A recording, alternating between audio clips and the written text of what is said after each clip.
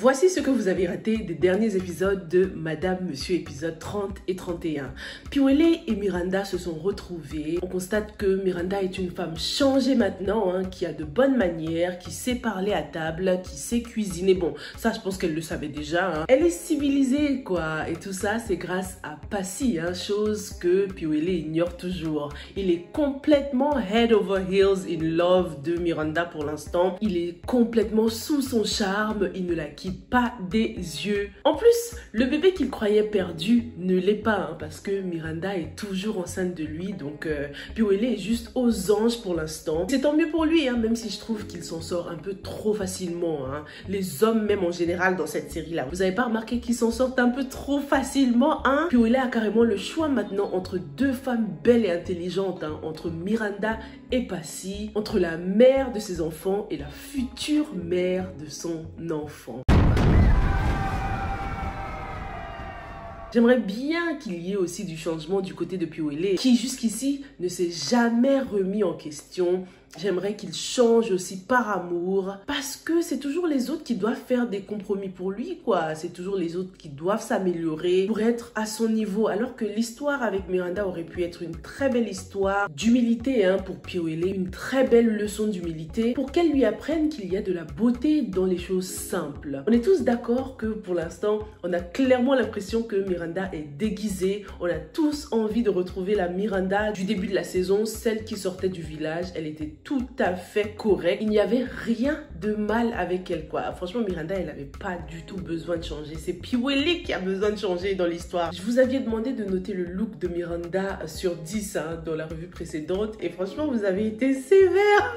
Moi, je lui ai donné un petit 5 sur 10 parce que ça allait encore. Mais beaucoup ont donné 3, 1, 0. C'est clair qu'on préfère la simplicité, quoi. J'ai pas aimé la perruque. Il y a quelqu'un qui a parlé des bottes d'hiver qu'elle avait en plein Douala. Ça va tuer. Mais vous avez tout à fait raison. On réclame la Miranda d'avant. Ce qui m'a gêné pendant cette scène lorsqu'ils étaient à table, c'était encore une fois le vouvoiement.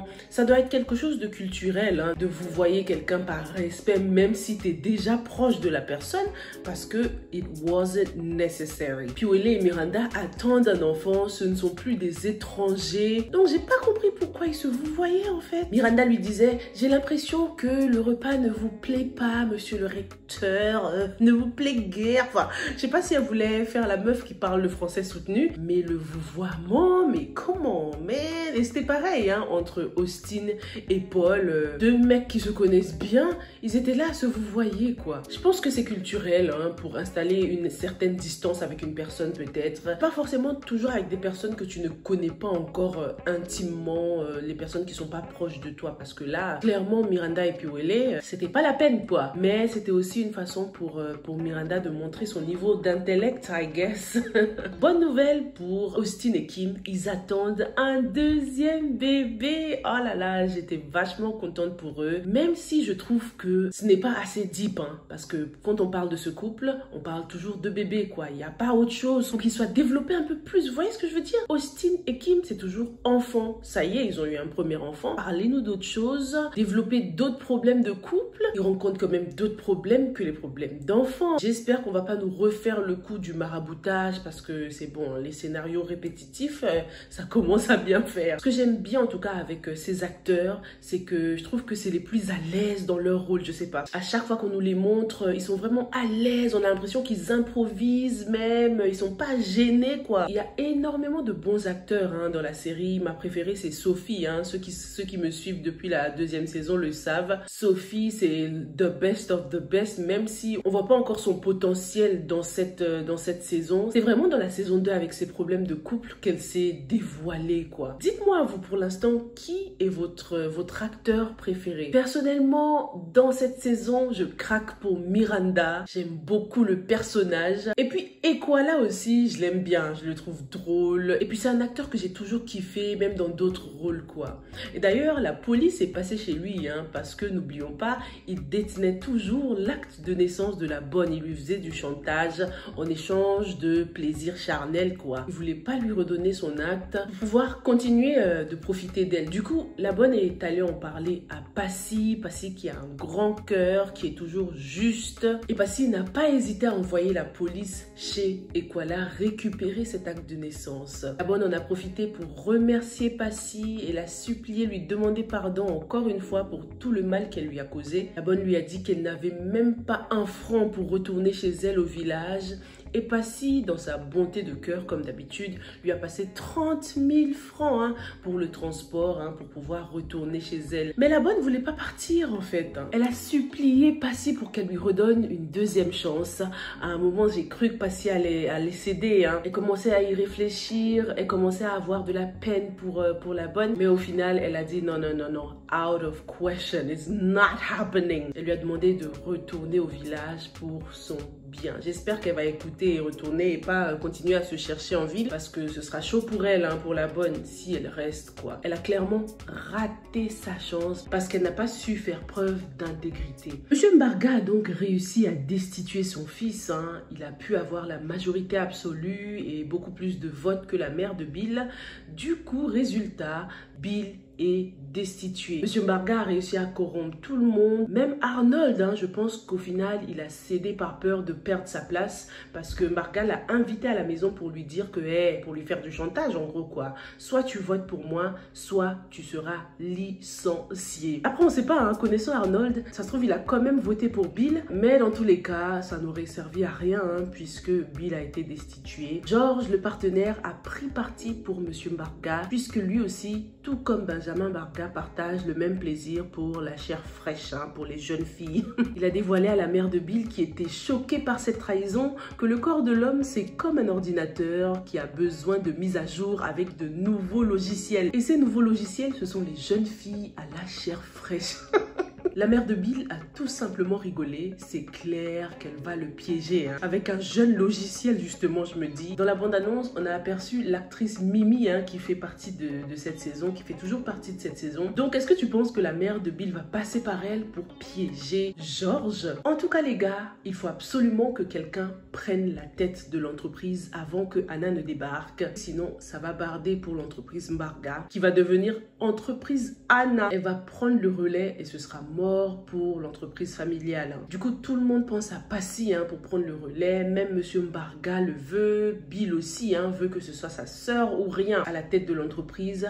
Mais Passy ne voit pas les choses du même œil. Elle a envie d'être à son compte, de gérer ses choses à sa manière. Mais est-ce que tu penses qu'elle va finir par céder? Parce que franchement, je pense que Passy, c'est la mieux placée aussi.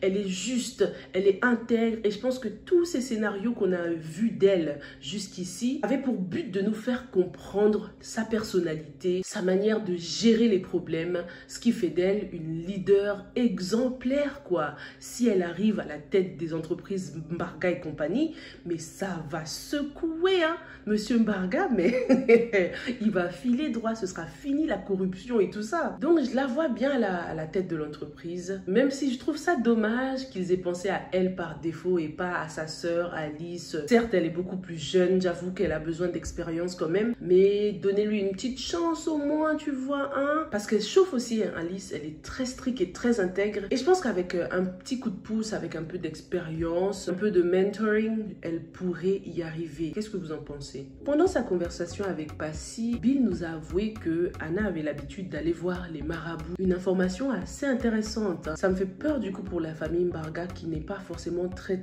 religieuse. Comment est-ce qu'il lutterait contre ces forces du mal, quoi? En parlant de forces du mal, Sophie est donc allée déposer plainte parce que Béa est toujours nowhere to be found. Bon, quand je dis force du mal, je parle de Roger, le boyfriend de Sophie. On l'a pas vu dans ces 2 derniers épisodes, mais dans la revue précédente, je vous disais que je suis déçue quand même de papa Loco, lui qui est un homme du village. Je pensais qu'il allait avoir le flair, qu'il allait sentir que Roger n'était pas net, et beaucoup m'ont rappelé que si, en fait Sylvia, il l'a senti, et c'est pour ça qu'il avait refusé son argent quand il lui avait proposé. Et vous avez tous totalement raison, j'avais oublié. Papa Loco a senti qu'il y avait quelque chose de louche avec ce Roger là. Et j'espère que ce sera lui qui réglera son compte. Ça donnera un peu plus d'importance à son rôle de père. Parce que pour l'instant, il n'est que le papa un peu relou qui passe sa vie chez sa fille et qui lui demande seulement de l'argent à chaque fois, quoi. Donc, on sait qu'il tient vraiment à ses filles. Hein. Ce sont les prunelles de ses yeux. Donc, j'aimerais bien qu'il règle le compte de Roger d'une manière ou d'une autre, quoi. Que ce soit lui qui s'en occupe. La police est venue arrêter Paul pour corruption parce qu'ils sont maintenant au courant qu'il a payé le laboratoire pour falsifier les résultats de l'ADN. Mais faute de preuves, Paul a été relâché. J'espère que la police va avoir le bon sens d'aller interroger Kindy qui a toujours été la complice de Paul parce que je pense que c'est la seule qui pourrait aider à inculper Paul, quoi. Il a été très malin, il a opéré sans laisser de traces. Du coup, difficile de l'impliquer sans aucune preuve, quoi. La partie positive de cette situation, c'est qu'on découvre que la police est en train de lutter contre la corruption. Hein. Ipendongo, qui avait récupéré l'argent du spécialiste de laboratoire, a été pris en flagrant délit et on lui a demandé de remettre l'argent. Ouais, parce que cette histoire de corruption, ça commence à être trop là, même si ça reflète parfaitement les réalités du pays, hein, ça c'est clair et net. Mais dans le scénario, ça devenait un peu trop répétitif en fait. Donc je suis contente que ça ait pris une autre tournure. Voilà ce que j'avais pour vous pour ces 2 épisodes assez intéressants, hein, même s'ils n'étaient pas transcendants non plus. C'était pas un truc de ouf, hein. C'était pas comme la 2e saison, quoi. Cette 3e saison, elle est assez lente, quoi. Elle démarre vachement lentement, mais elle reste quand même assez intéressante. Dites-moi ce que vous en pensez. Est-ce que Piwele va changer un jour pour quelqu'un par amour? Dites-moi tout et on se retrouve dans la prochaine. Stay safe and stay blessed. Bye.